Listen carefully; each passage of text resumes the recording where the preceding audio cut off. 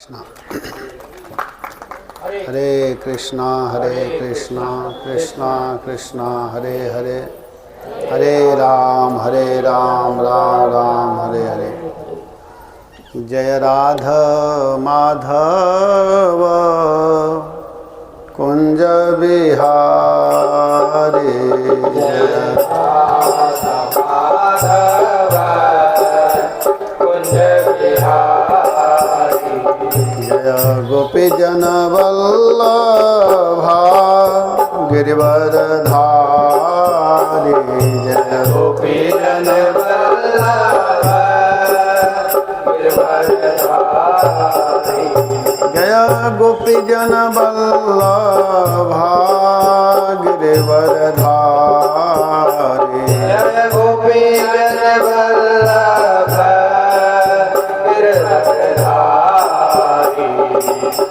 यशोदानंदना ब्रज जनरंजन यशोदानंदन ब्रज जनरंजन यशोदानंदना ब्रज जनरंजन यशोदानंदन ब्रज जनरंजन यशोदानंदना ब्रज जनरंजन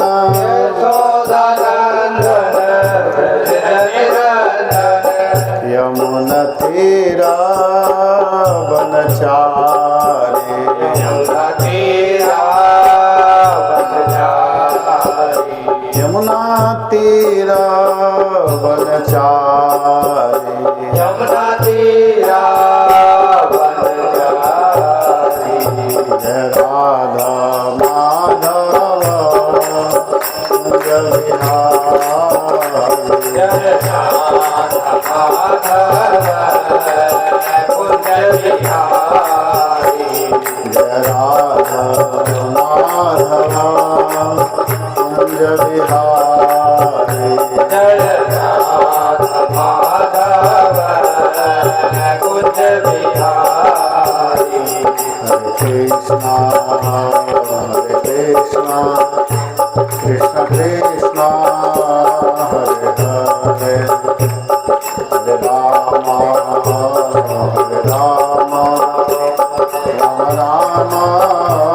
हरे हरे हरे कृष्णा कृष्णा कृष्ण कृष्ण हरे हरे हरे राम राम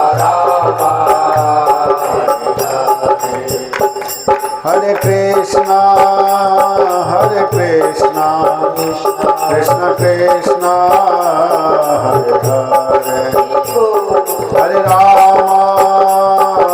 राम राम राम हरे हरे हरे कृष्णा कृष्ण कृष्ण हरे राम राम राम हरे हरे हरे कृष्णा कृष्ण कृष्ण हरे हरे हरे राम राम राम हरे हरे हरे कृष्णा कृष्ण कृष्ण हरे हरे राम राम राम हरे हरे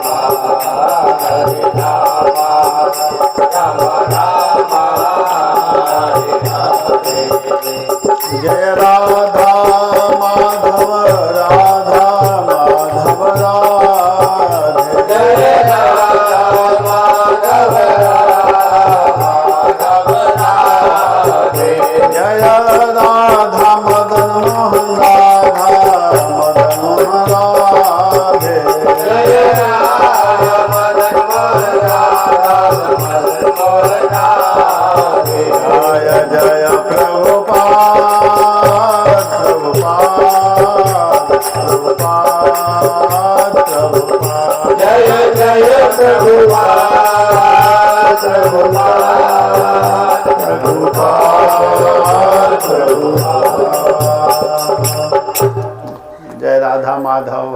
भगवान की। नमोऽयं विष्णुपादाय कृष्णप्रेष्ठाय भूतले श्रीमते भक्तिवेदांत स्वामीति नामिने।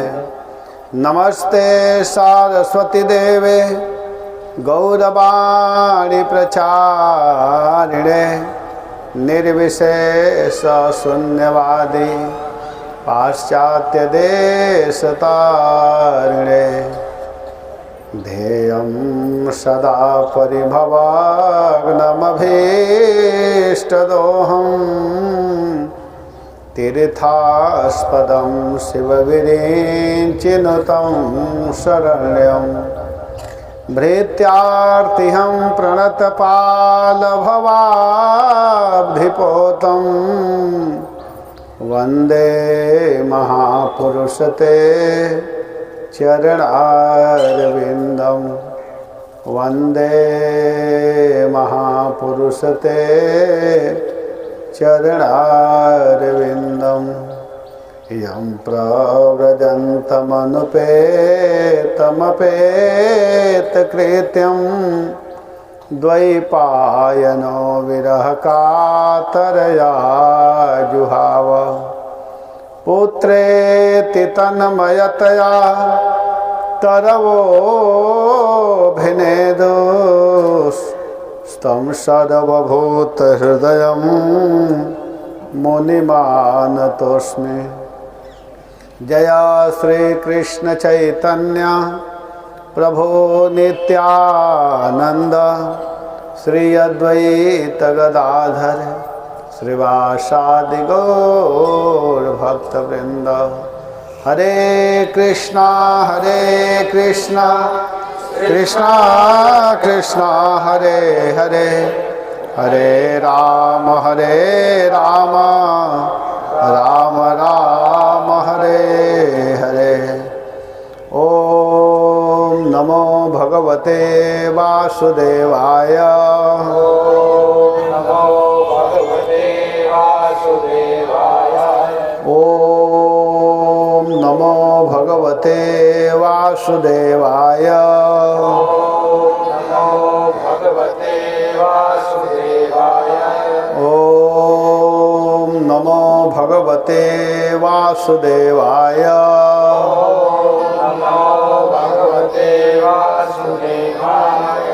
हरे कृष्णा।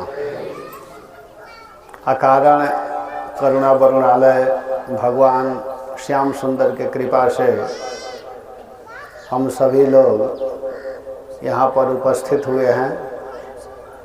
भगवान राधा मदन मोहन जी की विशेष कृपा है कि अपने छत्र छाया में हम लोगों को बैठा करके कथा श्रवण करने और सुनने का सौभाग्य प्राप्त कराए हैं। इसमें विशेष करके हम भगवान को ही धन्यवाद देंगे, क्योंकि जब भगवान चाहते हैं तभी कुछ भी होता है।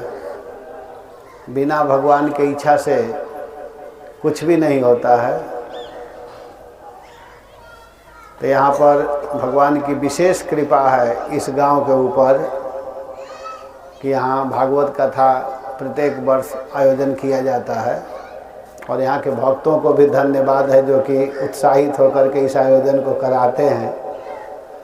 तो आज से भागवत कथा प्रारंभ होने जा रहा है। आप सभी लोग ध्यान दे करके सुनिएगा, क्योंकि इस संसार में दो ही चीज़ दुर्लभ है, साधुओं का समागम और भगवान की कथा। और सब कुछ तो मिल जाता है, लेकिन ये दो चीज़ सबको नहीं मिल पाता है। जो बहुत धर्म किए रहते हैं, बहुत पुण्य किए रहते हैं, बहुत जिसका भाग्य एकत्रित होता है, वही व्यक्ति इस परम सौभाग्य को प्राप्त कर सकते हैं। उन्हीं व्यक्ति को साधु संग और भगवान की कथा प्राप्त होती है।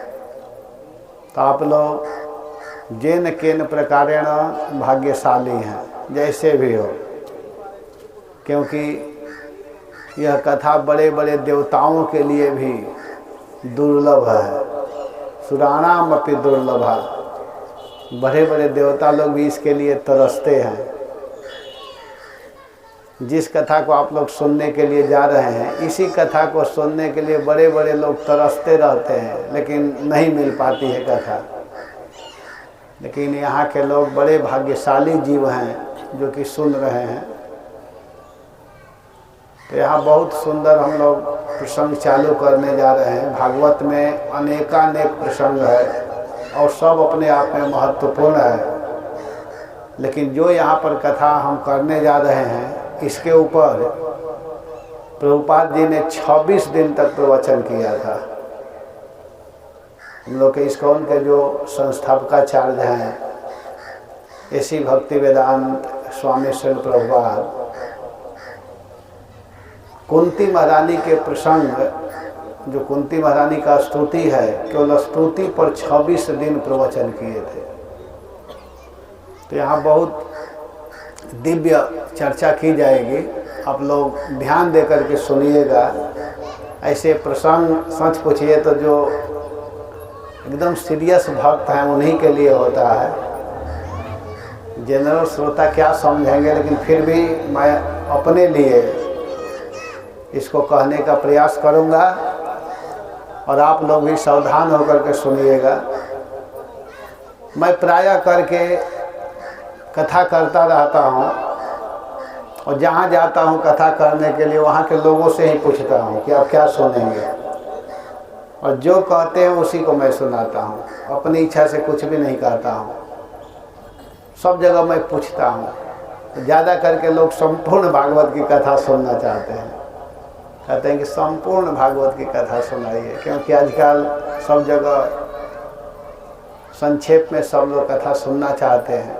लेकिन यहाँ के भक्त लोग लगातार बहुत सालों से कथा सुनते हुए आ रहे हैं, तो यहाँ पर एक प्रसंग की ही कथा ठीक है। यह जो भागवत है 335 अध्याय में वर्णन किया गया है, लेकिन यहाँ पर हम केवल 335 अध्याय में से 2 अध्याय की कथा कहेंगे।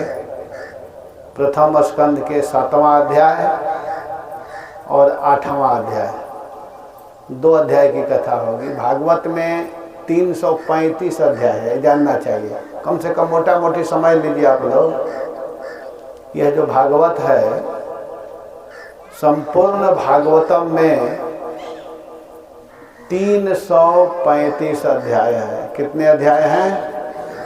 335 अध्याय, और इसमें 12 स्कंध है। 12 स्कंध है। प्रथम स्कंद में जो प्रथम स्कंद है उसमें 19 अध्याय है। द्वितीय स्कंद में 10 अध्याय है। तृतीय स्कंद में 33 अध्याय है। चतुर्थ स्कंद में 31 अध्याय है। पंचम स्कंध में 26 अध्याय है। षष्ठम स्कंध में 19 अध्याय है। सप्तम स्कंध में 15 अध्याय है। अष्टम स्कंध और नवम स्कंध, इसमें 24 अध्याय है। दसम स्कंध में 90 अध्याय है। एकादश स्कंध में 31 अध्याय है और द्वादश स्कंध में 13 अध्याय है। तो इस प्रकार संपूर्ण भागवतम में 335 अध्याय है। इस भागवत को लिखने वाले भगवान व्यास देव हैं, जो भागवत की रचना की है। तो भगवान व्यास देव जी सबसे पहले 3 श्लोकों में भगवान के चरणों में स्तुति की है, जिसको मंगलाचरण कहते हैं। जैसे हम लोग कथा प्रारंभ करने के लिए आते हैं तो आप लोग देखते हैं ना, कुछ 1-2 श्लोक हम लोग बोलते हैं, है कि नहीं? आते ही कथा चालू नहीं करते हैं, पहले आते हैं तो कुछ पढ़ते हैं। आप लोग देखे होंगे, अभी मैं पढ़ रहा था ना कुछ, तो इसका मतलब कि मंगल आचरण, स्तुति, गुरु के चरणों में प्रणाम, भगवान के चरणों में प्रार्थना कि हम जिस काम को करने के लिए जा रहे हैं, प्रारंभ करने जा रहे हैं, हे भगवान, हे गुरुदेव, निर्विघ्न समाप्त हो जाए, किसी प्रकार की कोई दिक्कत, कोई कठिनाई न आए। इसीलिए मंगलाचरण किया जाता है।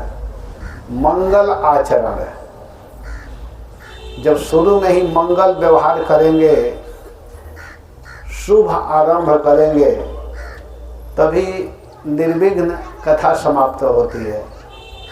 तो इसके लिए मंगलाचरण किया जाता है। तो व्यास देव जी भी सबसे पहले भगवान के चरणों में मंगलाचरण किए कि हे सारे जगत के बनाने वाले भगवान, आप ही सारे जगत को बनाने वाले हैं, सबको खाने पीने की व्यवस्था आप ही करते हैं, और अंत में सबको समाप्त भी आप करते हैं। आप सबको बनाते हैं, लेकिन आपको कोई नहीं बनाता है। आप स्वयं अपने आप में पूर्ण है। ऐसे परम पूर्ण भगवान के चरणों में हम प्रणाम कर रहे हैं, व्यासदेव जी बोले हैं। दूसरे श्लोक में कहते हैं कि जिसका वर्णन किया जा रहा है, यह भागवत क्या है, तो करें कि इसमें किसी प्रकार के कोई मात्सर्य नहीं है। अगर भागवत कहने वाले व्यक्ति और भागवत सुनने वाले व्यक्ति में मात्सर्य भरा हो, तो इसका मतलब कि वो भागवत अच्छा से पढ़ा नहीं है, सुना नहीं है, और वास्तव में इसको जीवन में उतारा नहीं है।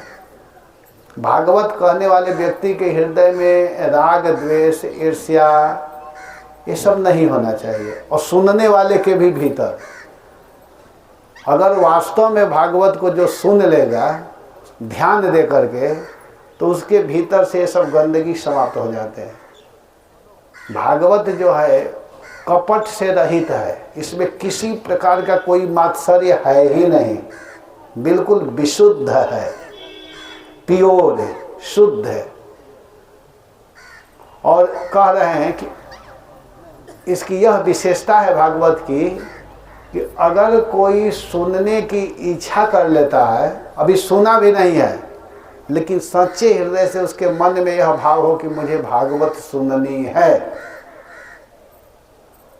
इतना सोचता है, तभी उसका हृदय शुद्ध हो जाता है, पवित्र हो जाता है। सुन लेगा तो पूछना ही क्या है। सोचने मात्र से, स्मरण करने मात्र से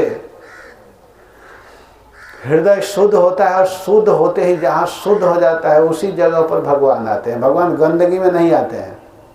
भगवान कहाँ निवास करते हैं?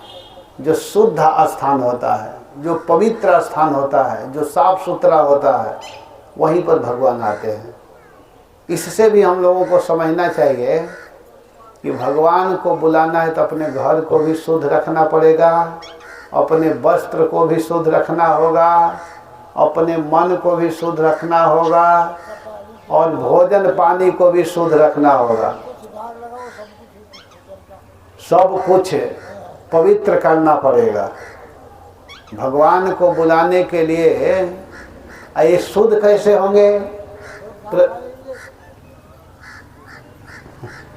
ये शुद्ध कैसे होंगे?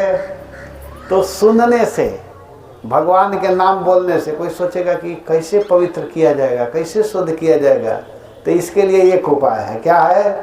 सभी लोग हाथ ऊपर कीजिए। हरे कृष्णा कृष्णा कृष्णा हरे हरे, हरे राम राम राम हरे हरे। केवल इतना ही करना है और कुछ नहीं करना है। ये शुद्ध करने वाला अगर देखा जाए तो पाउडर, साबुन है। जैसे वस्त्र गंदा हो जाता है तो उसको साफ करने के लिए हम लोग क्या करते हैं? सर्फ साबुन का प्रयोग करते हैं, है कि नहीं? बार बार बार बार बार बार बार बार लगाते हैं तो धीरे धीरे गंदगी साफ होने लगता है।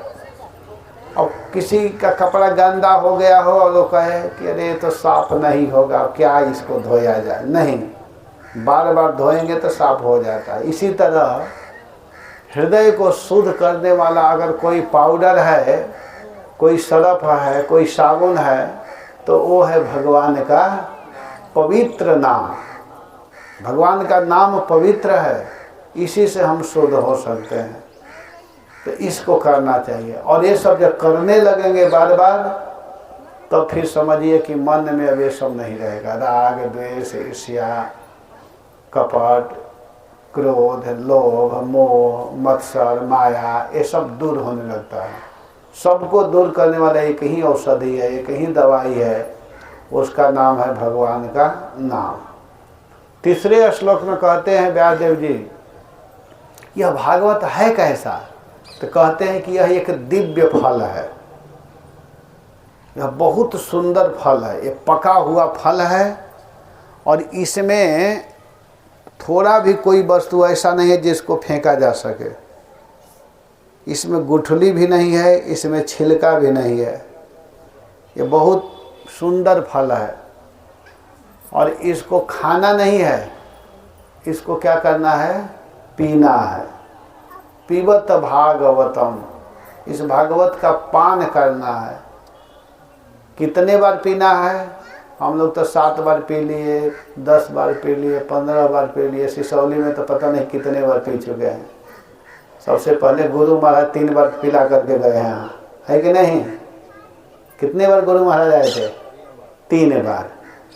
फिर इसके बाद 5 साल, लगभग 6 साल गौर कृष्ण महाराज पिलाए। फिर मैं भी लग रहा है कि 10-11 बार आ ही गया हूँ, 7-8-9 बार तो मैं भी आ गया हूँ सब मिला करके। और भी भक्त लोग बीच बीच में कोई आ जाते हैं। तो कितने बार पी लिए? कहेंगे कह रहे अब तो हम लोग बहुत पी लिए, अब रहने दीजिए, पेट भर गया। तो इसका मतलब कि आप भागवत सुने ही नहीं। सुखदेव जी कहते हैं कि इसको बारंबार मुहु माने बार बार। जैसे बार बार हम लोग खाते हैं ना, दिन भर में कोई 3 बार खाता है, और किसी का आदत है तो 5 बार भी खा लेते हैं, 3 बार चाय पी लेते हैं, 2 बार चाय पीते हैं, है कि नहीं? कितने बार खाते हैं? कोई आकर कह दे कि अरे आप तो जीवन में बहुत बार खाए हो, अब खाना छोड़ दो, तो कोई रहेगा? लेकिन खाने से क्या फ़ायदा है? शरीर के लिए भोजन काम करता है, लेकिन आत्मा के लिए भोजन काम नहीं करता है। आत्मा का भोजन है भगवान का नाम, भगवान की कथा, भगवान का कीर्तन, भगवान के सुंदर रूप का दर्शन, भगवान के स्थान में घूमना, विचरण करना, चलना, ऐसे कीर्तन कथा में आकर के नाचना, गाना, यही आत्मा का भोजन है।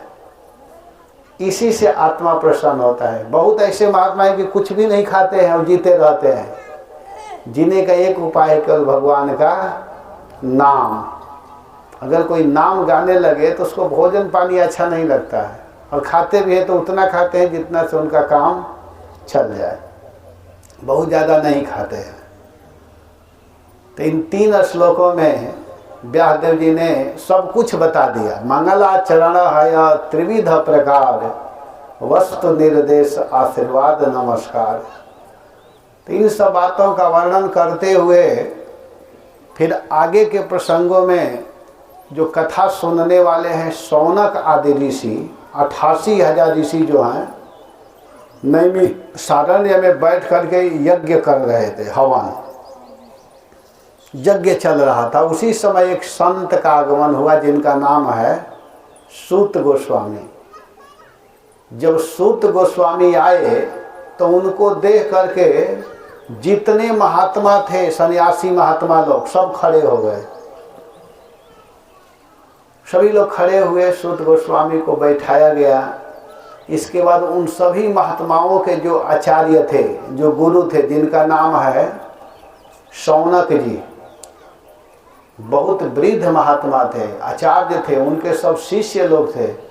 88,000 शिष्यों के जो गुरु हैं, देखिए भागवत में कितना सुंदर ढंग बताया गया है। 88,000 ऋषियों के जो गुरु हैं, वे हाथ जोड़ करके प्रार्थना करते हुए 6 प्रश्न किए, और इसी 6 प्रश्न पर संपूर्ण भागवत टिका हुआ है।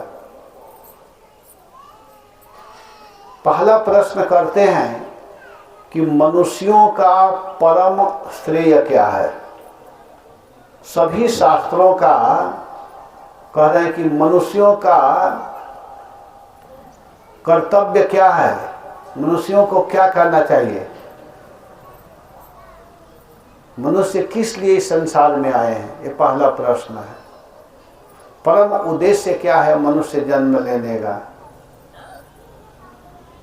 दूसरा प्रश्न किए हैं कि यह जीवात्मा किस प्रकार माइक वासना से बच करके, सांसारिक वासनाओं से बच करके इस जीवात्मा का, इस मनुष्यों का मन कैसे भगवान में लगेगा। तीसरा है कि भगवान अनेक अवतार क्यों लिए। चौथा प्रश्न है कि वसुदेव और देवकी के घर में ही भगवान क्यों अवतार लिए। और पांचवा अवतार है कि भगवान का विभिन्न अवतार क्यों हुआ। और छठवां प्रश्न है कि जब भगवान इस धरा धाम को छोड़ करके चले गए तो धर्म किसके शरण में गया। धर्मः कम शरणं गतः स्वकाष्ठामधनोपेतः धर्मः कम शरणं गतः। आप बताइए। तो इन सबों के उत्तर दिए हैं सूत गोस्वामी। प्रथम प्रश्न का उत्तर देते हुए कहते हैं कि मनुष्यों का श्रेय इसी में है कि भगवान की भक्ति करें। सवै पुंसः पदो धर्मो यतो भक्तिर अधोक्षजे अहेतु क्या प्रतिहताम ये आत्मा संप्रसीदति। कहे कि समस्त मनुष्यों के, मनुष्य मात्र, इसमें जाति नहीं बताया जा रहा है, जितने मानव हैं, किसी भी प्रांत के हो, किसी भी राज्य के हो, किसी भी देश के हो, किसी भी जाति के हो, किसी भी लिंग के हो, लेकिन सबका एक ही धर्म है कि भगवान की भक्ति किया जाए। वो भी भक्ति हेतु से रहित होकर के, किसी कारणवश नहीं, हेतु से रहित होकर के भगवान का भजन किया जाए। अब इन बातों को बताते हुए आगे की कथा कहते हुए सूत गोस्वामी महाराज कहते हैं कि देखो एक बार की बात है, अब कथा प्रारंभ हो रही है, ध्यान देना आप लोग। एक बार की बात है, नारद जी जो हैं सब जगह घूमते रहते हैं, विचरण करते ही हैं। नारद जी देवताओं के यहाँ भी जाते हैं, मनुष्यों के यहाँ भी जाते हैं, असुरों के यहाँ भी जाते हैं, भगवान के धाम में भी जाते रहते हैं। उनका कहीं भी जाने में कोई रोक टोक नहीं है, सब जगह जाते हैं। उनके लिए कोई नियम ये नहीं है कि आप क्यों आ गए, सब जगह जाना होता है उनका, क्योंकि वो एक बहुत अच्छे प्रचारक हैं, बहुत सुंदर प्रवचन करते हैं नारद जी। हम लोग नारद परंपरा में ही हैं, हम लोगों के आचार्य नारद जी ही हैं। तो नारद जी जैसे प्रचार करते हैं वैसे हम लोग भी प्रचार करते हैं। तो नारद जी सब जगह जाते हैं, विचरण करते करते एक बार व्यास देव जी के पास आ गए। व्यास देव जी के पास जब आए तो व्यास देव जी बैठे हुए थे, नारद जी को प्रणाम भी किए, लेकिन उदास बैठे हुए थे। कौन उदास बैठे थे? व्यास देव बिल्कुल खीन अवस्था में बैठे हुए थे, एकांत में थे लेकिन उदास थे। तो नारद जी पूछे कि हे व्यासदेव, आप उदास क्यों हैं? उदासी का कारण क्या है, आप बताइए। आपको देखने से लग रहा है कि आप बहुत चिंता में हैं, बहुत उदास हैं, उदासी का कारण बोलिए। तो नारद जी के बात को सुन करके व्यासदेव जी कहते हैं कि हे गुरुदेव, उदास तो मैं हूँ, इसमें शंका नहीं है, लेकिन उदास मैं क्यों हूँ, उदासी का कारण मुझे समझ में नहीं आ रहा है। आप बताइए कि मैं क्यों उदास हूँ, आप ही बता सकते हैं। मैं उदास हूँ, ये तो बिल्कुल सही बोल रहे हैं, लेकिन उदास मैं हूँ क्यों, इसका कारण क्या है, ये मुझे समझ में नहीं आ रहा है। आप कृपा करके बताइए, क्योंकि आप हमारे आचार्य हैं, आप हमारे गुरु हैं, आप ही बता सकते हैं और इसका समाधान भी आप ही कर सकते हैं कि मैं उदास न रहूं। नारद जी हंसने लगे, मुस्कुराते हुए कहे कि हाँ मैं समझ रहा हूँ, तुम्हारे उदासी का कारण मैं जानता हूँ कि तुम उदास क्यों हो। कहते हैं कि देखो, बिना गुरु के कृपा से किसी को भी ज्ञान नहीं होता है। अब यहाँ बहुत सुंदर बात बोलने लगे नारद जी। कहते हैं कि आज मैं जो पद पर आसीन हूँ, जिस जगह पर मैं बैठा हूँ, इसमें भी वैष्णव साधुओं की ही कृपा है।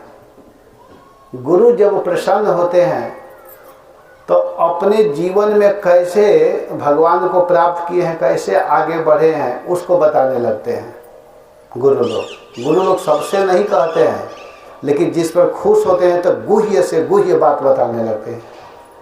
इसका मतलब कि उस शिष्य पर गुरु खुश है, तब कहता है।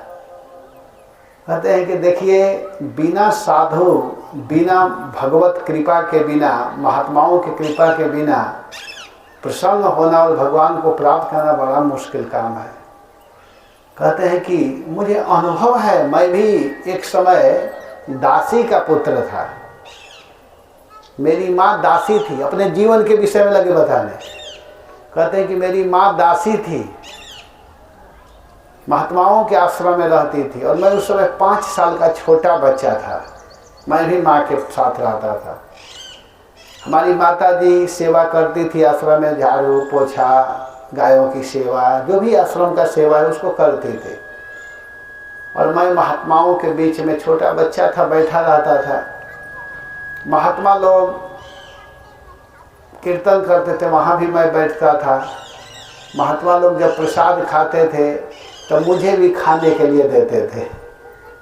कभी कभी तो मुझे ऐसा सौभाग्य प्राप्त हुआ कि महात्मा लोग अपना जूठा माने उच्छिष्ट प्रसाद भी हमको दे देते थे खाने के लिए। भगवत भक्तों का उच्छिष्ट खाने का मुझे सौभाग्य मिला। एक दिन की बात है, मेरी माँ गाय दुहाने के लिए जंगल में गई थी, और उसी समय एक सांप काट दिया माता जी को। मेरी माँ को एक सर्प काट दिया, और सर्प के काटने से मेरी माता जी की मृत्यु हो गई।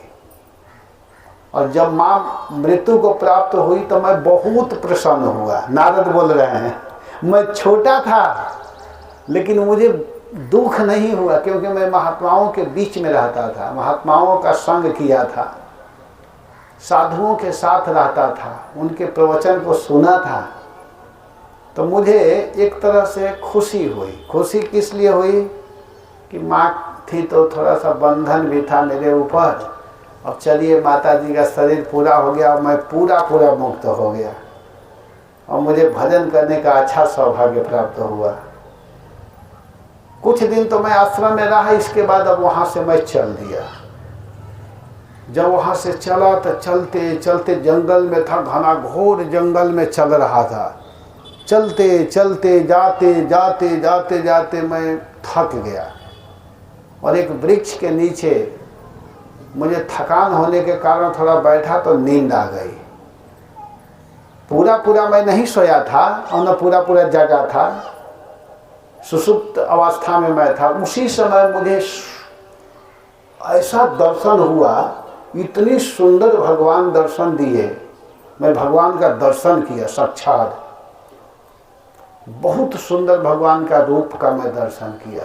भगवान बहुत सुंदर लग रहे थे, लेकिन ज़्यादा देर तक उस रूप को मैं देख नहीं पाया। वह रूप कुछ ही समय के बाद वह मेरे सामने से हट गया, तो मैं व्याकुल हो गया, लगा छटपटाने उस रूप को देखने के लिए। बार बार प्रयास कर रहा हूँ कि वह रूप पुनः मेरे सामने आए, पुनः मैं देखूं, लेकिन देख नहीं पा रहा था। मैं व्याकुल हो गया, एक तरह से मैं रोने लगा।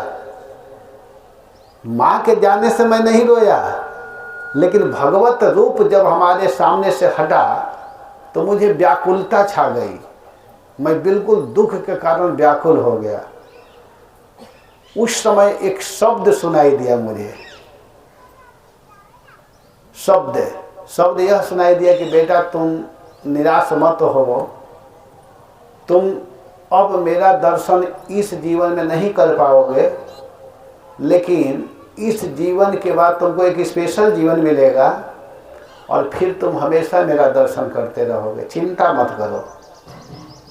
तो मैं उसी भगवत रूप का चिंतन करते करते मैं अपने शरीर का त्याग किया।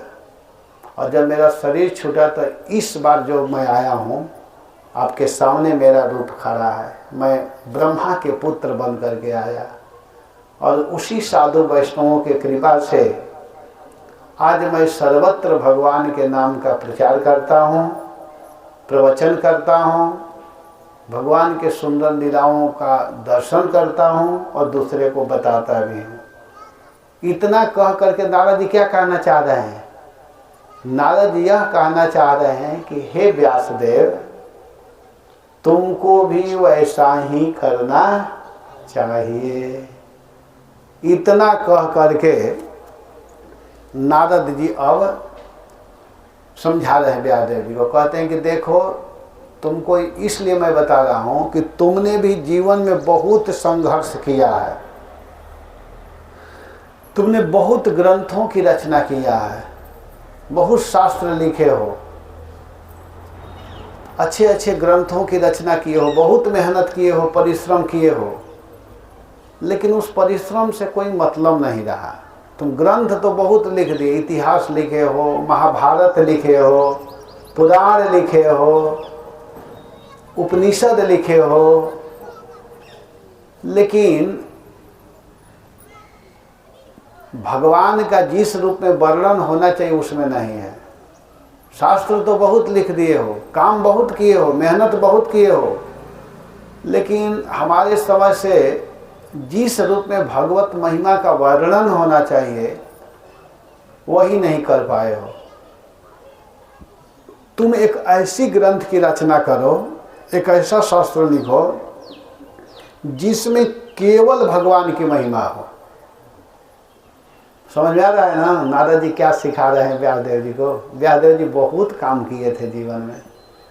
एक पुस्तक लिखने में कितना मेहनत पड़ता है। हमारे भक्ति परायण जी इस समय ग्रंथ लिख रहे हैं, हमको कहे कि थोड़ा आप देख लीजिएगा। इनको पता हुआ कहाँ से कहाँ जोड़ जोड़ करके बेचारे तैयार कर रहे हैं। ये प्रभु जी जो है बहुत पढ़े लिखे भक्त हैं, तो एक पुस्तक लिख रहे हैं। मुझको कहे थोड़ा आप देख लीजिएगा। मैं कहा हाँ देख लूँगा, आप लिखिए पहले। प्रूफ रीडिंग जिसको कहते हैं कि छापने से पहले एक बार मिलाना पड़ता है कि कहीं गलत नहीं ना कुछ इसमें आ गया है।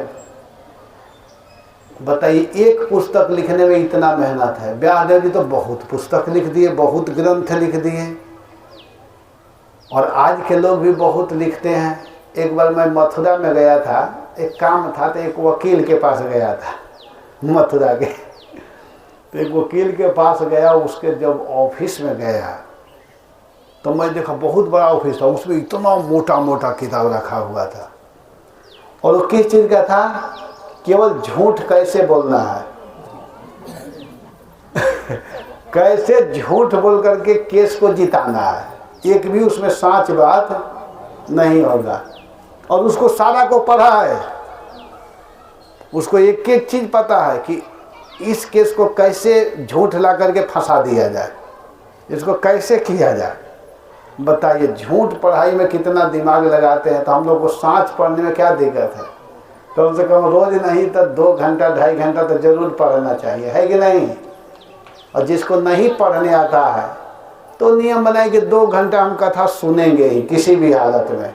आजकल तो बहुत सुंदर व्यवस्था है, घर बैठे आप लोग कथा सुन सकते हैं आप लोग मोबाइल के माध्यम से, रिकॉर्डिंग के माध्यम से आप लोग कथा सुन सकते हैं। सभी लोग, जिसको नहीं पढ़ने आ रहे तो कथा लगा कर सुनिए, घर में काम कर रहे हैं कथा सुनते रहिए। ये सत्य पढ़ाई है। तो नारद जी कहते हैं कि हे व्यासदेव जी, आप मेहनत बहुत किए हैं और ग्रंथ भी बहुत लिखे हैं, इतिहास पुराण बहुत अच्छे अच्छे शास्त्रों का रचना किए हैं, और उसमें भगवान का महिमा भी वर्णन किए हैं। ऐसा नहीं कि नहीं किए हैं, लेकिन जिस रूप में होना चाहिए उस रूप में नहीं किए हैं। वर्णन करते करते थोड़ा सा भगवान के विषय में बता दिए हैं, तो उससे काम नहीं चलेगा। बीमारी हो जाने पर ज़्यादा मेहनत करना पड़ता है। जैसे हम लोगों को बताते हैं डॉक्टर लोग कि खूब दौड़िए, खूब चलिए, खूब पसीना लाइए, और मैं सुनता हूँ तो कहता हूँ सही कह रहे हैं। लेकिन चल नहीं पाते, काम है बैठने वाला। यहाँ से उठो तब तक जा कर के खा लो, वो पचा ही नहीं तब तक फिर खा लो, तो क्या दवाई काम करेगा। और बीमारी बहुत ज़्यादा है, मेहनत करना है बहुत, और थोड़ा सा इससे करने से थोड़े रोग ठीक होगा। तो नारद जी कह रहे हैं कि आप शास्त्र तो लिखे हैं, भगवान का वर्णन भी किए, लेकिन वही के थोड़ा सा केवल लिख दिए, तो उससे कुछ नहीं होगा। आप एक ऐसे शास्त्र की रचना कीजिए, एक ऐसा ग्रंथ लिखिए जिसमें आद्योपांत शुरू करते ही कृष्ण का वर्णन हो, जहाँ देखिए वहीं कृष्ण महिमा हो, ऐसे ग्रंथ की रचना कीजिए। तब तो आनंद आपको भी मिलेगा और पढ़ने वालों को भी मिलेगा। इतना कह करके नारद जी चले गए। अब उनका काम हो गया, गुरु मंत्र दे दिए। गुरु का काम इतना ही है कि सही बात बता देना, करना गुरु का काम नहीं है। ध्यान देना प्रभु जी, गुरु लोगों का काम क्या है? सही बात को बता देना कि भाई ये सही है, ये गलत है। अब करेंगे तो आप पार हो जाएंगे, और नहीं करेंगे तो इसी संसार में मरते रहेंगे। भगवान के नाम ही इस भव सागर को पार करने वाला है, और भव सागर को पार करने वाला मंत्र गुरु महाराज दे चुके हैं। हम लोग भव सागर में गिर चुके हैं, गिरना नहीं है। जितने लोग यहाँ बैठे हुए सब गिर चुके हैं। अब बुद्धिमानी किसमें है कि इससे पार होया जाए, और पार होने के लिए उपाय क्या है? तो गोस्वामी जी ने बहुत सुंदर वर्णन किया है रामचरितमानस में। इस सागर को पार करने के लिए, समुद्र को पार करने के लिए गोस्वामी जी ने वर्णन कर दिया है।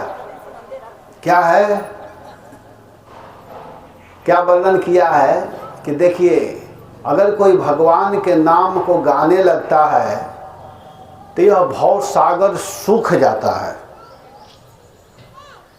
नाम लेत भव सिंधु सुखाए, नाम लेत भव सिंधु सुखाए, करो विचार सुजन मन माहे, करो विचार सुजन मन माहे, करहूँ विचार सुजन मन माहे, करहूँ विचार सुजन मन माहे। अगर कोई भगवान के नाम का उच्चारण करता है तो नाम लेते ही, जब ही नाम का उच्चारण करने लगता है, कृष्ण नाम गाने लगता है, तो नाम लेत भव सिंधु सुखाई, भव सागर सूख जाता है। और जब पानी ही नहीं है तो पार होने में कोई कठिनाई नहीं है, पार हो ही जाएंगे। तो इसलिए इसको हम लोगों को अपनाना है। तो नारद जी ने क्या किया कि व्यास देव जी को बताया कि तुम एक ऐसे ग्रंथ की रचना करो, एक ऐसे शास्त्र लिखो जिसमें केवल कृष्ण महिमा हो। और इतना कह करके वे चले गए। तब यहाँ पर शौनक जी पूछ रहे हैं, क्योंकि कथा बड़े सावधानी से सुन रहे हैं। कौन सुन रहे हैं? शौनक जी, जो 88,000 ऋषियों के गुरु हैं। और प्रश्न करते, यहीं से कथा चालू होने जा रही है। अब मैं चालू कर रहा हूँ, यहाँ की कथा यहाँ से चालू हो रही है। चालू देखिए, कह रहे हैं, शौनक जी पूछ रहे हैं कि निर्गते नारदे सुत, निर्गते नारदे सुत, भगवान बादरायण श्रुतवांस्तदभि प्रेता, ततः किम करोद विभो। शौनक जी कहते हैं कि हे सुत गोस्वामी महाराज, निर्गते नारद सुत, नारदे निर्गते,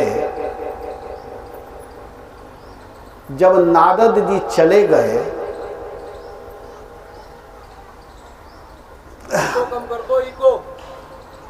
हरे कृष्णा हरे कृष्णा हरे कृष्णा कृष्णा कृष्णा हरे हरे हरे राम राम राम हरे हरे।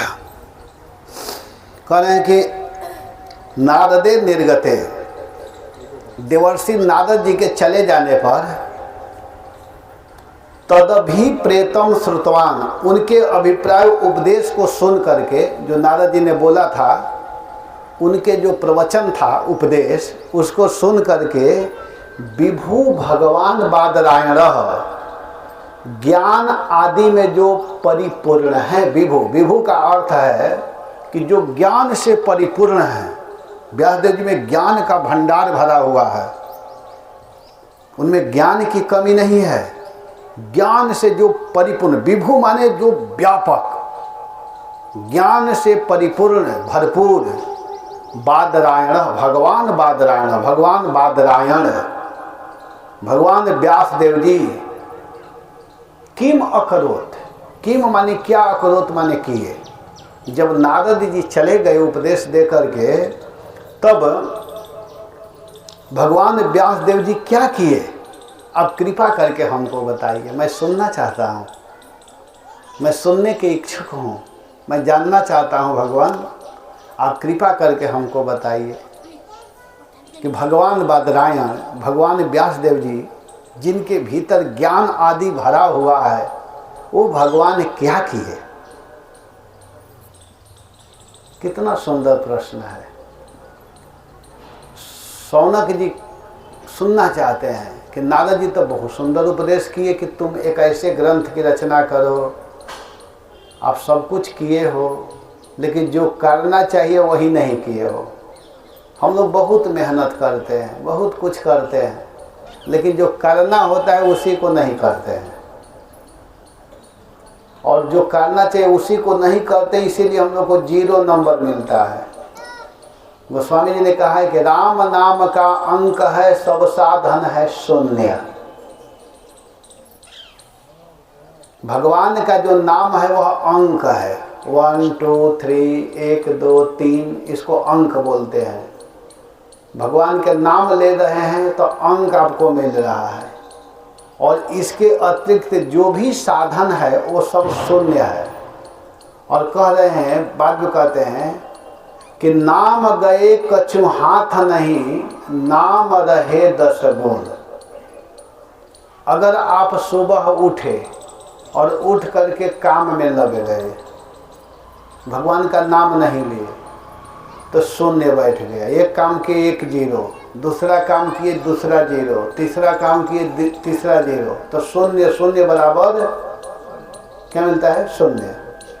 लेकिन सुबह उठे और उठते ही स्नान किए और सीधे राधा मदन मोहन जी के पास चले आए, तो आते ही 1 बैठ गया। क्या बैठा पहले, 1, और इसके बाद अब यहाँ से गए तो अपने काम में लगे, दुकान खोल दिए, तो 0 बैठ गया। फिर दूसरा काम किए तो फिर 0। तो नाम लेते ही आपका अंक मिलना चालू हुआ, और अंक के बाद काम करेंगे तो 0, और 1 0 10 गुना बढ़ता जाएगा, और वो काम 10 गुना फायदा पहुंचाएगा। लेकिन भगवान को साइड लाइन कर दीजिए और इसके बाद दिन रात काम करते रहिए, तो मरने के बाद में नंबर क्या आएगा आपको, 0। और उस दिन कहेंगे कि मैं हीरो क्यों नहीं बना, तो कैसे बनेंगे, वो दिन तो हीरो वही बनेगा जो भगवान का नाम लिया है। गाइए,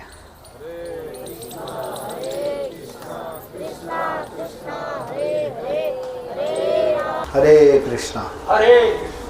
तो भगवान का नाम जरूरी है। अगर कोई नाम नहीं लेगा तो उसको 0 ही मिलेगा, और नाम लेगा तभी उसको अंक मिलेगा, नंबर मिलेगा। तो इसको लेना चाहिए। तो क्या किए व्यासदेव जी कि जब गुरु महाराज उनके चले गए, नारद जी चले गए मंत्र दे करके, तो वह क्या करते हैं कि ब्रह्म नद्याम सरस्वत्याम आश्रमः पश्चिमे तटे साम्या प्रासैति प्रोक्तम ऋषीणाम सत्रवर्धनः। कह रहे हैं कि ब्रह्म नद्याम, ब्रह्म नद्यम का मतलब कह रहे हैं कि वेद विप्र तपस्या एवं परम ब्रह्म भगवान से जो समन्वित बहुत सुंदर जो स्थान है, सम्यक चित नदी के पास सरस्वत्याम पश्चिमे तटे, जो सरस्वती नदी है, बद्रिकाश्रम है सरस्वती नदी, उसी के तट पर स्थित ऋषीणाम सत्रवर्धनम, जो ऋषियों के द्वारा, ऋषियों के यज्ञ जो वर्धनकारी है, वर्धन करने वाला है, वर्धनकारी, साम्याप्रास इति प्रोक्तम आश्रम, साम्याप्रास नाम से विख्यात आश्रम है, जहाँ पर एक से एक ऋषि महर्षि लोग रहते हैं, निवास करते हैं, वहीं पर व्यास देव जी का आश्रम है, साम्याप्रास आश्रम बद्रिकाश्रम में। तो वहाँ पर व्यासः तस्मिन्, व्यास देव जी का वहाँ पर सुंदर स्थान था, व्यास देव जी वहीं रहते हैं। तो वहाँ क्या किए व्यास देव जी, वह आश्रम कैसा है, तो बदरी संड मंडिते, बदरी संड मंडिते माने बदरी वृक्षों से परिपूर्ण वह जगह था, बदरी, बद्रिकाश्रम, बद्री वृक्षों से समन्वित युक्त वहाँ पर उनका आश्रम था व्यास देव जी का, सरस्वती नदी के तट पर। और वहीं स्वयं मनः प्रणिदध्यौ, स्वयं ही मन को स्थिर किए। जब गुरु महाराज चले गए नारद जी, तो वे सरस्वती नदी के किनारे जो बद्री वृक्षों से युक्त जो आश्रम था, वहीं पर बैठ करके स्वयं भगवान व्यास देव जी अपने मन को क्या करने लगे कि मनः प्रणिदध्यौ, अपने मन को, मनः प्रणिदध्यौ, मन को स्थिर किए।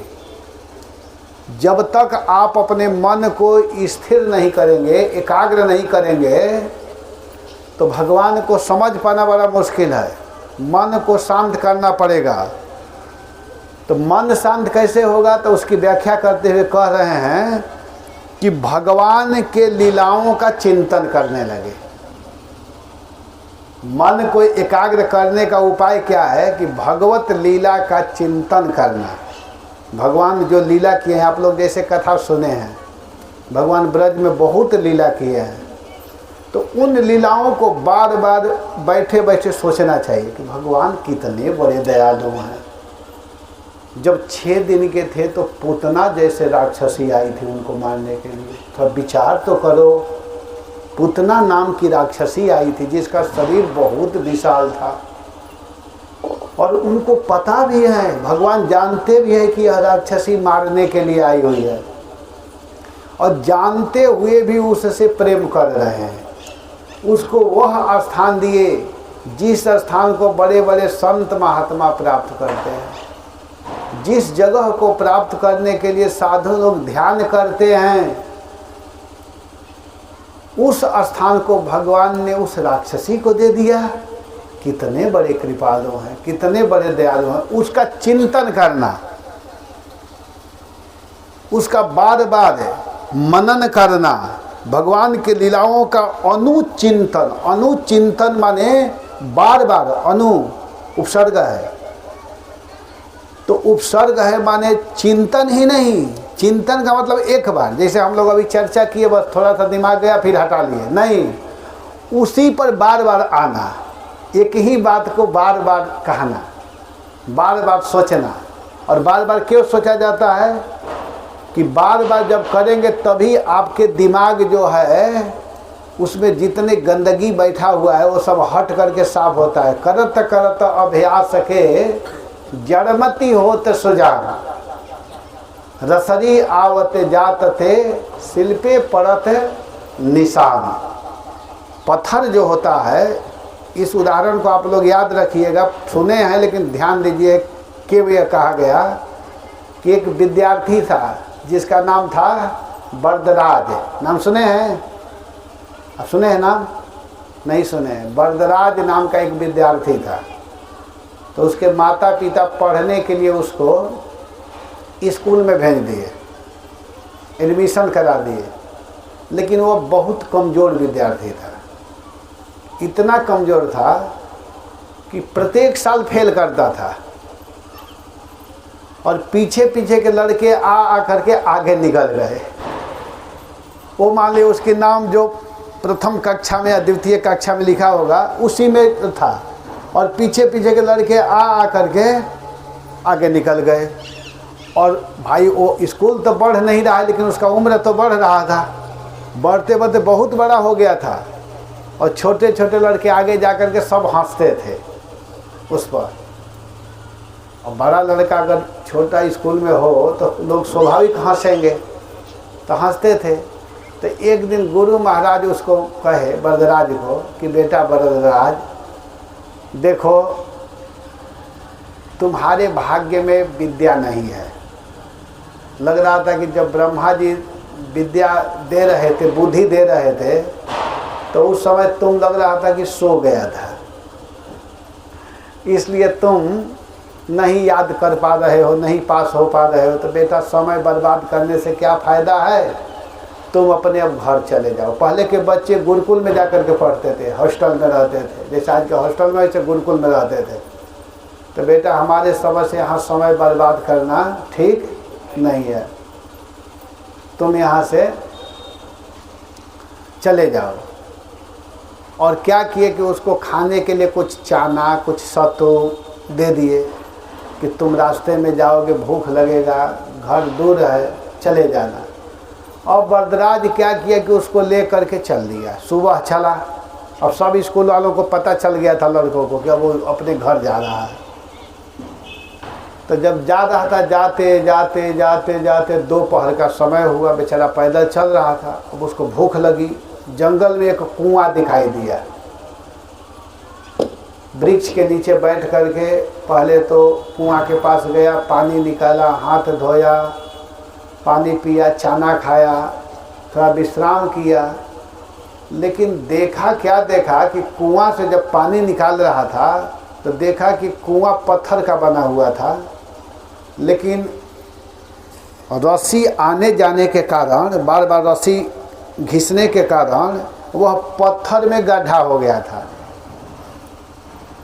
उसको वो देखा, कहा कि अरे ये तो इतना कठोर जो पत्थर है, एक मुलायम रस्सी से कट करके इतना गड्ढा हो गया। देखिए दिमाग कैसे खुल रहा है उसका। तो आखिर गड्ढा कैसे हुआ है, एक बार से तो हुआ नहीं है, बार बार आने जाने के कारण। आप लोग जाइएगा वृंदावन में, नहीं देखे होंगे तो एक बार देख लीजिएगा। कालिये दह जो है ना, कालिये दह में जो कदम्ब का पेड़ है, भीतर जाइएगा परिक्रमा मार्ग में जो है, जो कदम्ब का पेड़ है वहाँ इतना बड़ा, उसी में जो कदम्ब का ही लकड़ी है निकला हुआ, देखिएगा कितना चिकना हो गया है। लोग जा जा करके उसको हाथ से स्पर्श किए हैं, जो जाते वैसे छूते हैं। तो इस बार मैं बड़ा ध्यान से देखा उसको, इतना चिकना हो गया था, इतना चिकना है कि बहुत अच्छा लगता है। तो उसके दिमाग में आया कि बार बार रस्सी के आने जाने से जब पत्थर कट सकता है तो क्या मैं बार बार पढ़ूंगा तो हमको नहीं ज्ञान होगा। और वो घर नहीं गया, लौट करके फिर हॉस्टल में आया गुरुकुल में। तो आते आते फिर शाम हो गया, और जब सब विद्यार्थी देखे तो हंसने लगे, कह रहे वरदराज आ गया, फिर आ गया वरदराज, फिर आ गया, फिर आ गया, ये हमारे गुरु के पास चला गया। वरदराज आ गया, उसको तो मैं घर भेजा हूँ, कैसे आ जाएगा। तो देखे तो सही में आया हुआ है वरदराज, लेकिन अब वो वरदराज नहीं है। गुरु महाराज देखे, कहे बेटा तू क्यों आ गया। कहा गुरुदेव क्षमा कीजिए, एक बार और हमको मौका दीजिए, एक बार केवल। तो गुरु महाराज हंसते हुए कहे चलो कोई बात नहीं, जब इतना दिन रहे हो तो थोड़ा और मैं देख लेता हूँ। लेकिन अब वरदराज में अंतर है, चेंजिंग। और वो वरदराज नहीं था, सुबह में जग करके भगवान का स्मरण करके अपने पढ़ाई में लग जाता था, दिन भर पढ़ता रहता था। और किसी से बात न करना, किसी से बोलना नहीं, किसी से हंसी नहीं करना, किसी से मजाक नहीं करना।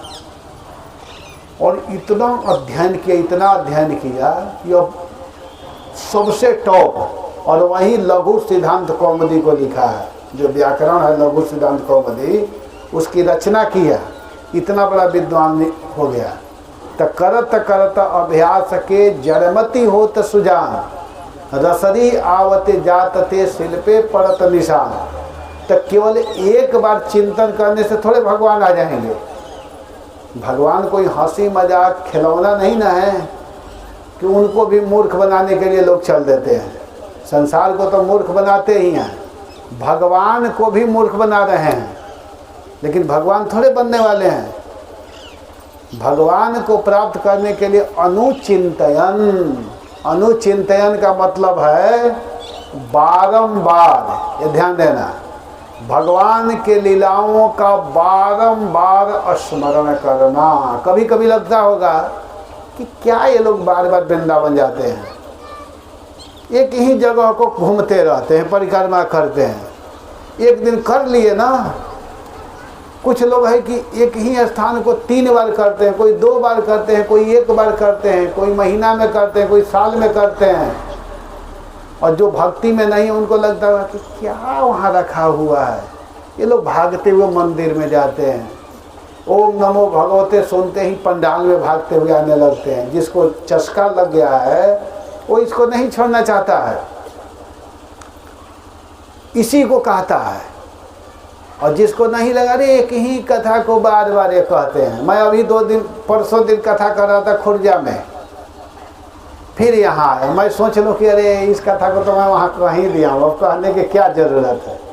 नहीं, बार बार अनुचिंतन का मतलब ही हुआ कि बार बार चिंतन करना। प्रणिदध्यौ मनः, प्रणिदध्यौ मनः का मतलब हुआ कि अपने मन को भगवान के लीलाओं में बार बार लगाना। तब व्यास देव जी क्या किए और क्या करने लगे, देखिए गुरु मंत्र देने का यह विशेषता हुआ, यह फायदा हुआ कि वही व्यास देव जी हैं। नारद जी स्पेशल उनको अब नहीं पढ़ाए हैं, ऐसा नहीं कि पढ़ाने लगे, नहीं, उनको ज्ञान पहले से था व्यास देव जी को, लेकिन केवल स्मरण करा दिए कि बेटा तुम में वो योग्यता है, वो क्षमता है कि तुम इसको कर सकते हो। जो दिमाग इन सब ग्रंथों के लिखने में लगाए हो, उस दिमाग को कृष्ण चिंतन में लगा दो ना, कृष्ण लीला लिखने में लगा दो। कभी कभी हम लोग कहते हैं कि भाई आप में तो वो योग्यता है, भगवान के प्रचार में लग जाओ, भगवान के कथा करो कराओ।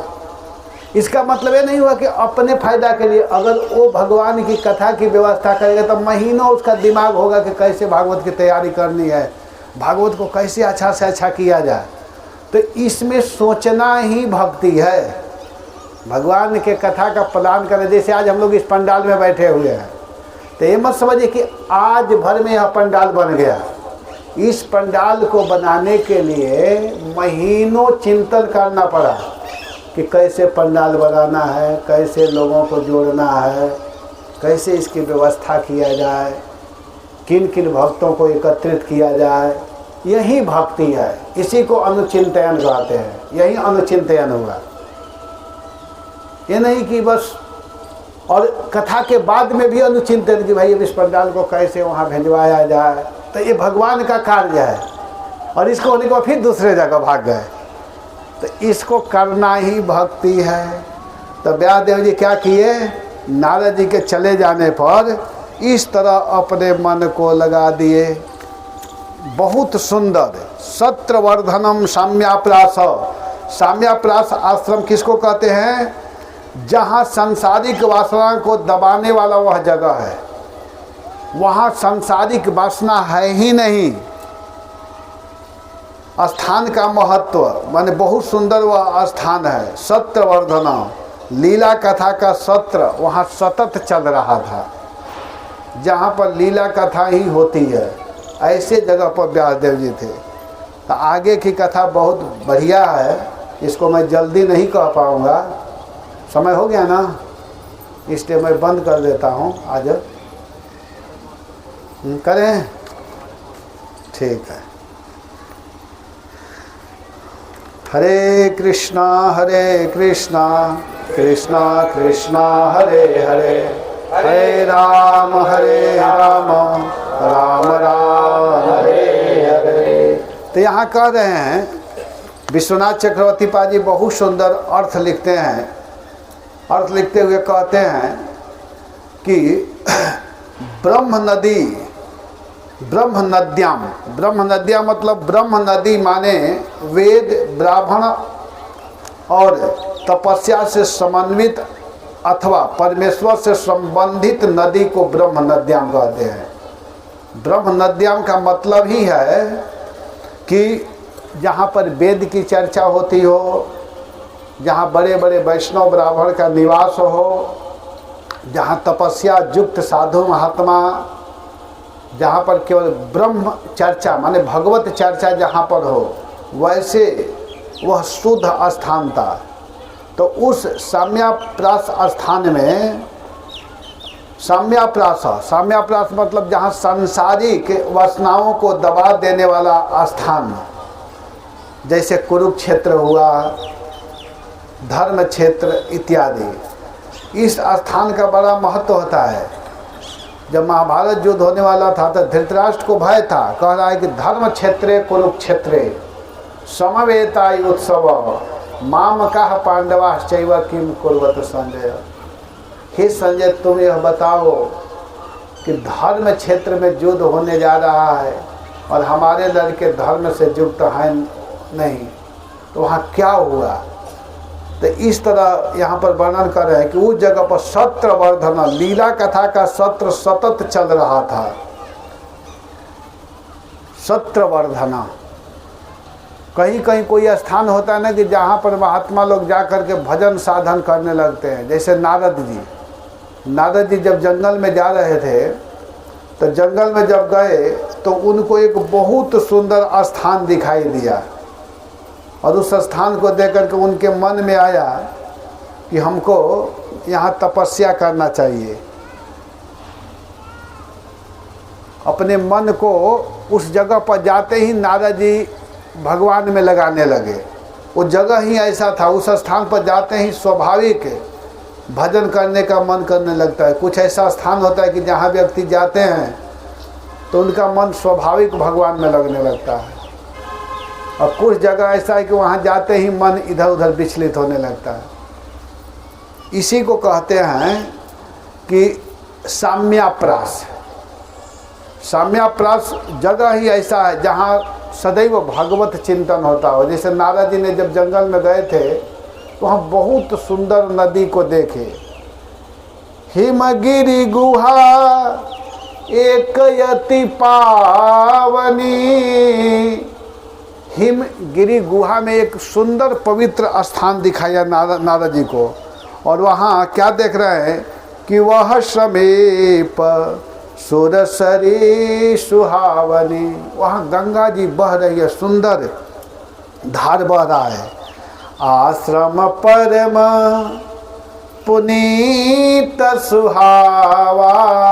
आश्रम परम पुनीत सुहावा।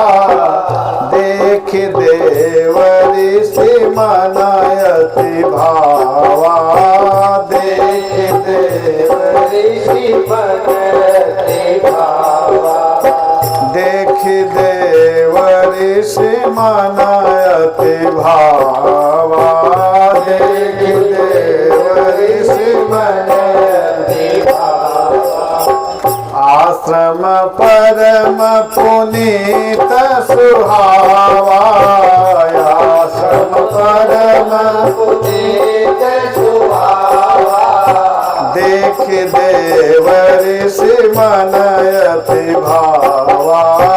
देख देव ऋषि मनयति भावा। जब नारद जी ने देखा तो वहाँ देखते ही उनका मन बहुत आनंद में डूब गया। उनके मन को बहुत अच्छा लगा कि यहाँ बैठ करके तपस्या करना चाहिए। निरखि शैल सरी विपिन विभागा। निरखि शैल सरी निरखि शैल सरी विपिन विभागा। निरखि शैल सरी विपिन विभागा। भयं रमापति पद अनुरागा। भयं रमापति पद अनुरागा। भयं रमापति पद अनुरागा। भयं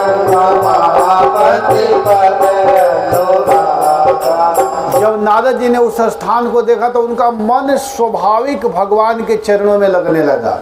इतना सुंदर स्थान है। जैसे व्यासदेव जी साम्याप्रास में बैठे तो उनका मन स्वाभाविक भगवान में लगने लगा। इसी तरह नारद जी के विषय में बताया जा रहा है कि नारद जी जब उस स्थान पर गए तो उनका मन भगवान में लगने लगा। और वो क्या करने लगे? सुमिरत हरहि श्राप गति बाधे, सुमिरत हरहि श्राप गति बाधे, सहज विमल मन लागे समाधे, सहज विमल मन लागे समाधे, सहज विमल मन लागे समाधे, सहज विमल मन लागे समाधे। नारद जी वहाँ जब गए तो सुमिरत हरि ही, जब ही भगवान का स्मरण करने लगे तो अनेक प्रकार का जो उनका नारद जी को श्राप है ना कि एक जगह रुक नहीं सकते हैं, टिक नहीं सकते हैं, लेकिन भगवान के स्मरण करते ही वहाँ और किसी का श्राप काम नहीं कर रहा है। बड़े आनंद में होकर के भगवान का भजन करने लगे। और ऐसी स्थिति हुई कि सहज विमल मन लागी समाधि, उनका समाधि लग गया। समाधि का मतलब ही हुआ, समाधि किसको कहते हैं? कि जिसका मन एक जगह स्थिर हो जाए, एक ही चीज़ में रुक जाए, उसी को समाधि कहते हैं। समाधि अवस्था माने मन इधर उधर होता है तब समाधि नहीं लगता। अगर मन एक जगह रुक गया तो समझो कि समाधि में हो गए। तो स्वाभाविक भगवान का चिंतन करते करते करते करते नारद जी का समाधि लग गया। और जब उनके स्थिति को कौन देखा? इंद्र। इंद्र देखा कि नारद जी तो एक जगह बैठ करके अब समाधि में हो गए, तो उनको घबराहट हो गया। जय कामी लोलुप जग माहे, जय कामी लोलुप जग माहे, जय कामी लोलुप जग माहे, जय कामी लोलुप जग माहे, कुटिल का कैव सब ही डेराहे, कुटिल का कैव सब ही डेराहे। जो कामी व्यक्ति होते हैं, लोलुप व्यक्ति होते हैं, वैसे ही इंद्र की स्थिति हो गई। नारद जी को देख करके इंद्र डर गया। क्या डर गया? क्यों डर गया? इंद्र को इसलिए डर लग रहा है कि नारद जी कहीं समाधि में बैठ गए हैं, तपस्या कर रहे हैं, कहीं इनके मन में इंद्र पद पाने की इच्छा तो नहीं ना है, इंद्र पद कहीं न ले ले। इनका समाधि अगर ज़्यादा देर तक लग जाएगा, बहुत सुंदर से तप कर लेंगे तो इंद्र पद को प्राप्त कर लेंगे। लेकिन उसको पता नहीं है कि नारद जी को इंद्र पद की कोई आवश्यकता नहीं है, कोई चाह नहीं है। सुख हार लय भाग सठ स्वान निरखी मृगराज, छीन ले ही जनी जान रही तिमि सुर पत ही न लाज। जैसे मान लिया कोई कुत्ता मांस का टुकड़ा या हड्डी लेकर के जा रहा हो, कुत्ता, और मृगराज है, शेर को देख करके वो भाग रहा हो कि कहीं शेर हमारे मुख से इस मांस को ले न ले। लेकिन उस कुत्ता को यह पता नहीं है कि शेर किसी के मारे हुए पशु को नहीं खाते हैं। इस हड्डी की क्या बात है, सूखा हड्डी की क्या बात है। अगर कोई अच्छा भी पशु मारा हो, दूसरा कोई मार दिया हो, तो शेर नहीं खाता है। शेर उसी मांस को खाता है जो स्वयं मारता है, वध करता है। तो यहाँ पर गोस्वामी जी कह रहे हैं कि ठीक वैसे ही इंद्र की स्थिति है, कुत्ता जैसे। इंद्र का डर है कि कहीं नारद जी तपस्या करके मेरे पद को न छीन लें। लेकिन नारद जी के मन में ये नहीं है। नारद जी को तो भगवान का लीला इतना अच्छा लग रहा है कि वहाँ कुछ देर बैठ करके समाधि में बैठ गए, भजन करने लगे। इसी तरह व्यासदेव जी उस बद्री आश्रम में साम्याप्रास नदी के किनारे, सरस्वती नदी के किनारे बैठ करके भगवान का अनुचिंतन, भगवान का चिंतन करने लगे। क्योंकि उस जगह के ही विशेषता है, स्थान का ही महत्व है कि वहाँ बैठते ही स्वाभाविक उनका मन भगवत चिंतन में लग गया। इसीलिए स्थान का महत्व होता है।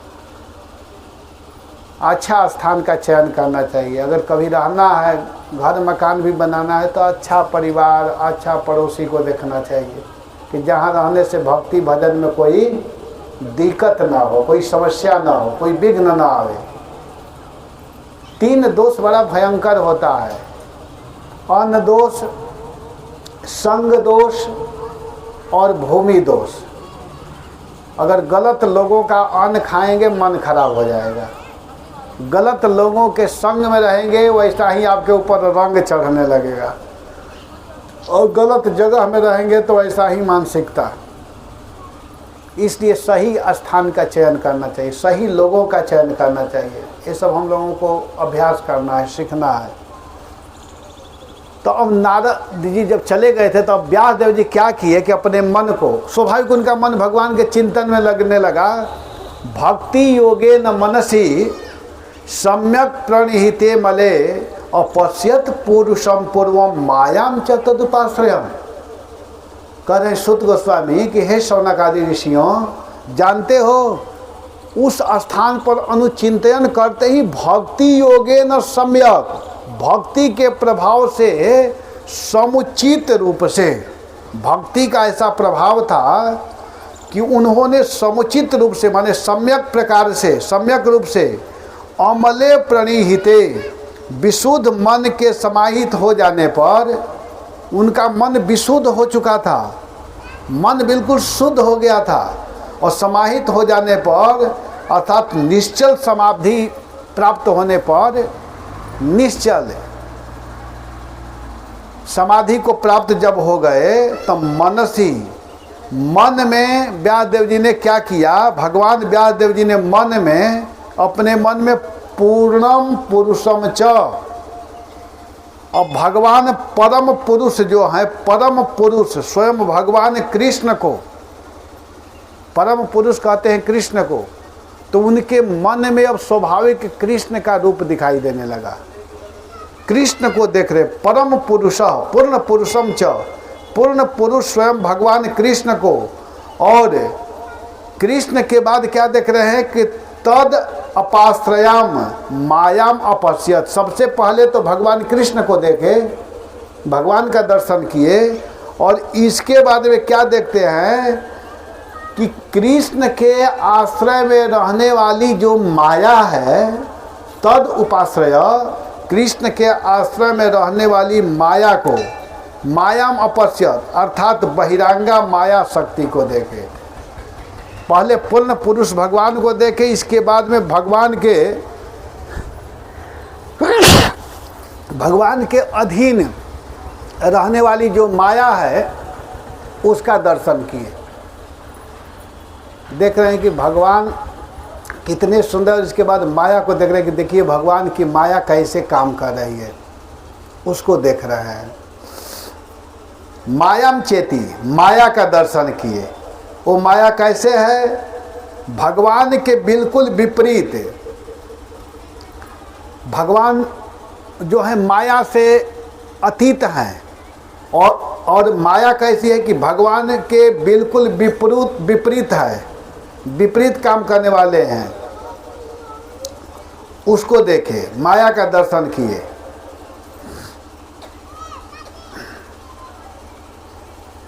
धर्म विशिष्ट बहिरांगा शक्ति माया का दर्शन कृष्ण दर्शन द्वारा नहीं होता है, इसलिए इसको पृथक रूप से उल्लेख करते। मायाम चेती, माया का दर्शन किए। तदुपाश्रया बहिरांगा, यह पूर्ण पुरुष के अर्थात अपर पश्चिम भाग में अवस्थित रहती है। भगवान के सीधा विपरीत माया काम करती है।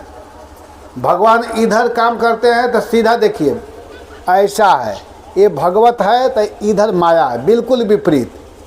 माया के फेरे में अगर कोई पड़ जाएगा तो भगवान से बहुत दूर हो जाएगा। माया सीधा भगवान के विपरीत है, इसी को यहाँ कह रहे हैं।